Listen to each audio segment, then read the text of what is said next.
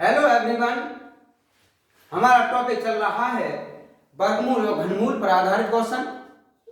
हम आज वर्गमूल पर आधारित भिन्नों वाले क्वेश्चन बताते हैं जो कि बहुत ही आसान है, सही है। देखिए ऐसे कि क्वेश्चन दिया है इसमें कि वर्गमूल 0.1 का वर्ग गुणा 0.01 का वर्ग गुणा 0.009 का वर्ग वटा 0.01 का वर्ग गुणा 0.001 का वर्ग गुणा 0.0009 का वर्ग, इसका मान क्या है।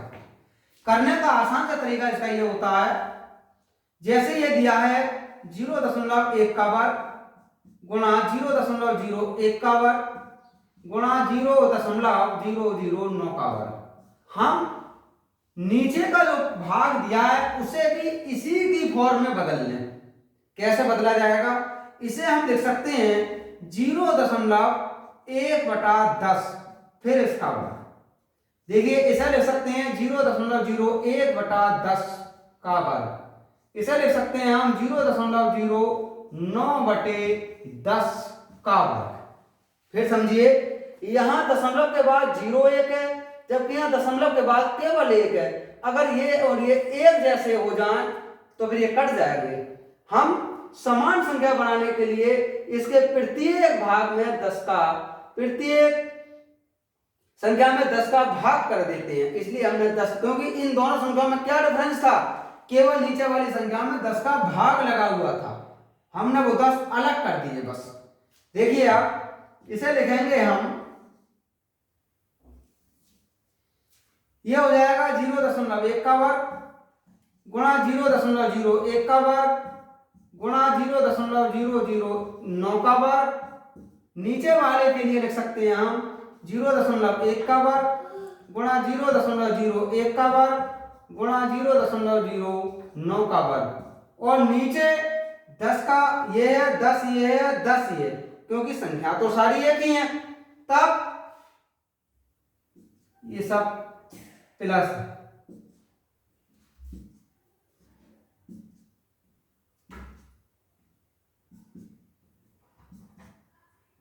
देखिए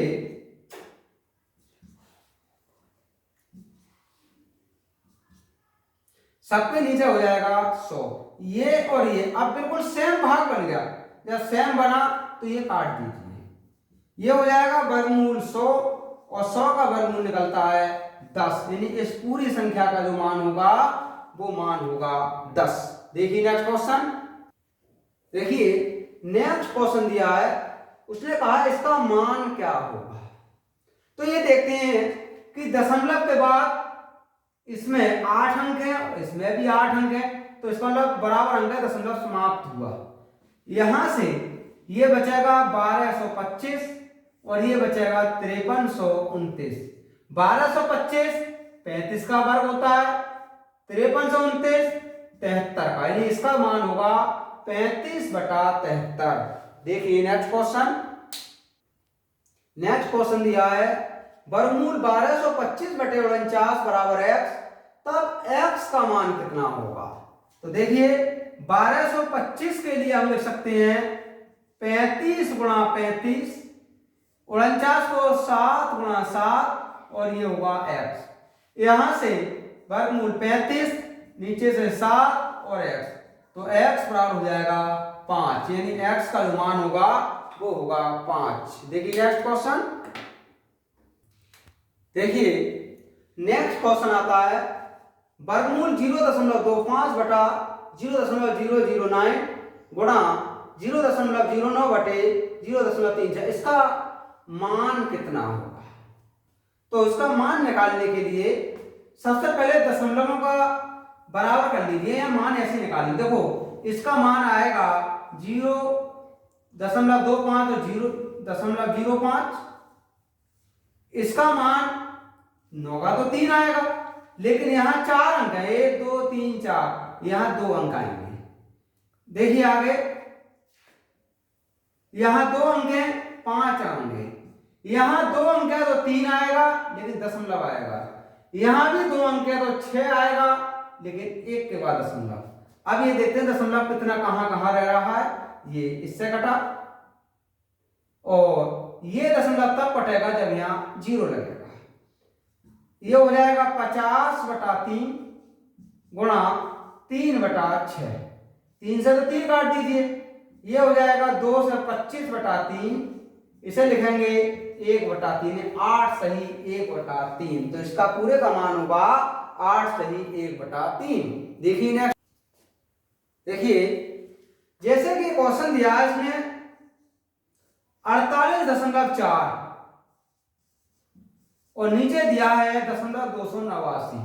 सबसे पहले दशमलव का सिस्टम सही कर लीजिए।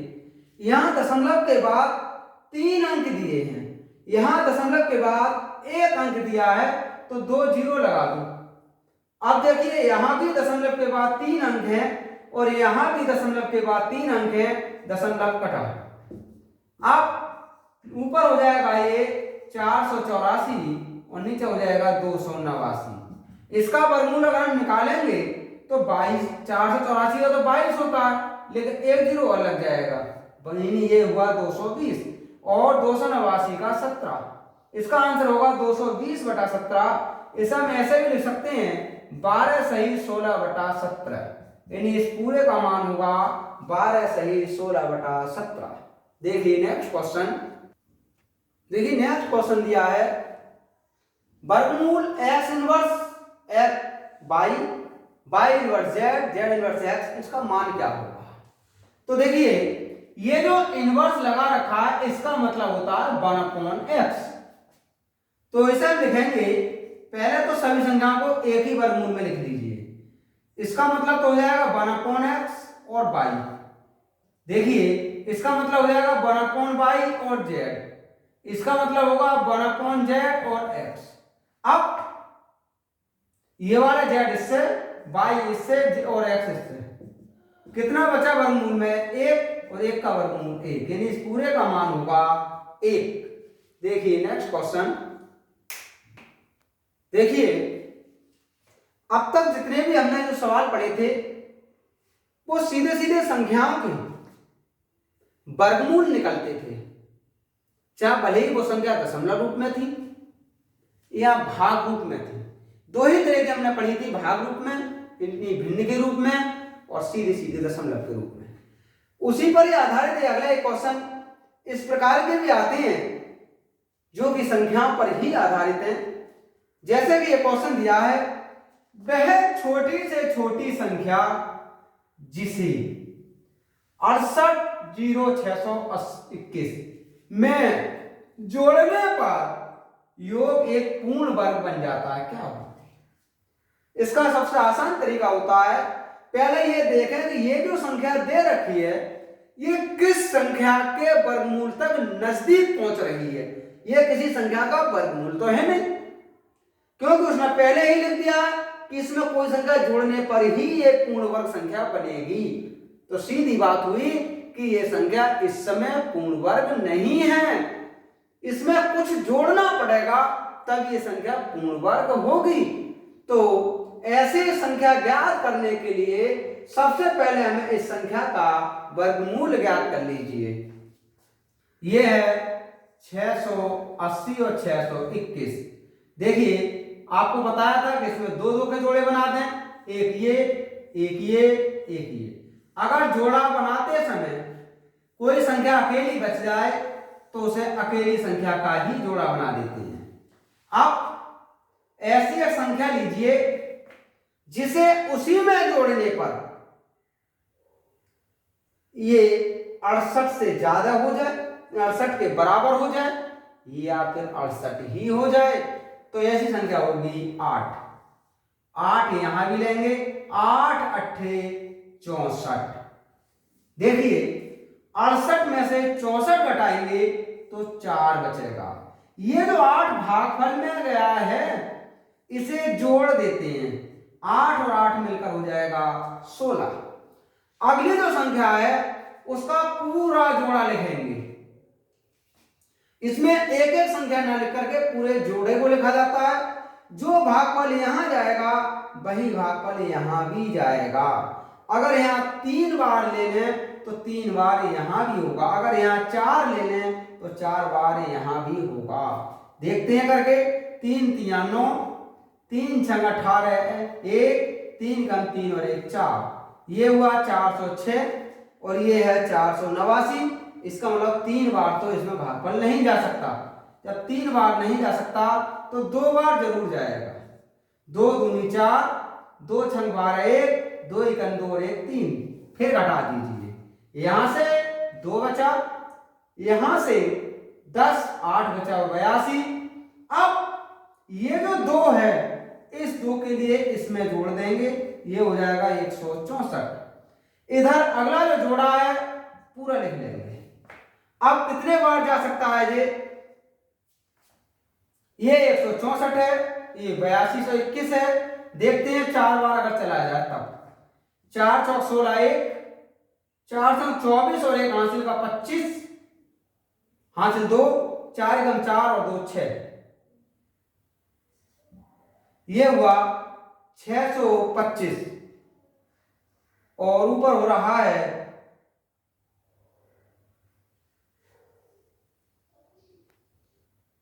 देखिए 162 में 2 जोड़ा 164। यहां अगर 4 बार जाएगा तो 4 बार यहां भी जाएगा, क्योंकि पहले बताया था जो बार यहां जाता है उतना ही बार इधर भी जाता है। 4 चौक 16, हाथ से लगा 1, 4 चौक 16 और 1 17, हाथ से लगा 1, 4 चौक 24 और 1 25, हाथ से लगा 2, 4 एकम 4 और 2 6। घटा दीजिए इसे, यहां से 11, 11 में से 6 घटाया 5, यहाँ 1 बचा, फिर दाएं लिए 11, 11 में 7 घटाया 4, यहाँ 1, फिर दाएं ले लिया 11, ये बचा 6 और यहाँ बचा 7, यानी 1 ही बचा 1645। इसका मतलब ये हुआ कि ये जो संख्या आपको दे रखी है ये संख्या 824 के स्थान पर 825 का वर्ग होनी चाहिए। भाई इसका मतलब ये हुआ कि संख्या 825 का ये वर्ग होगी। जब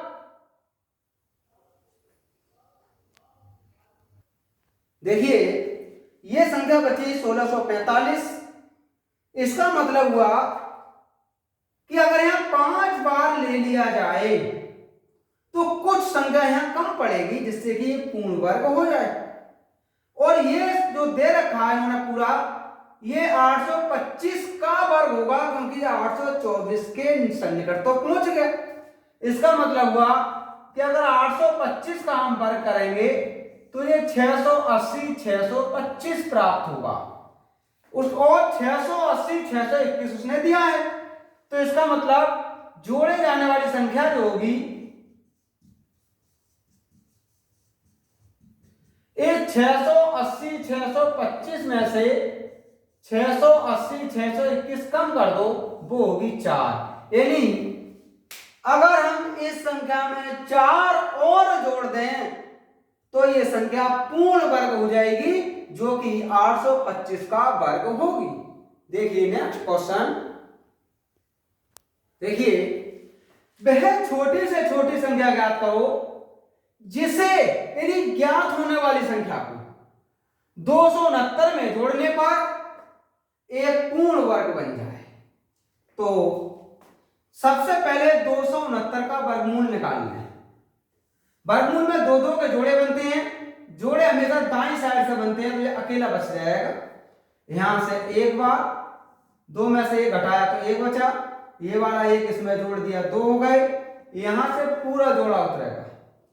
अब जो बार यहां जाएगा वही बार यहां जाएगा, मानिए 6 बार तो 6 ही बार यहां, ये हो जाएगा 6 संग 36, हाथ से लगा 3, 6 दूनी 12 और 3 15, 156। घटा दीजिए, 3 बचा और 1। इसका मतलब अभी बार 16 से ज्यादा जा रहा है। ये जो संख्या बनेगी वो 16 से ज्यादा वाली संख्या का वर्ग बनेगी और 16 से ज्यादा वाली संख्या होगी 17। इसका मतलब ये 17 का वर्ग होनी चाहिए और 17 का वर्ग होता है 289। दिया उसने 269, तो जोड़ने वाली जो संख्या होगी छोटी से छोटी संख्या जो होगी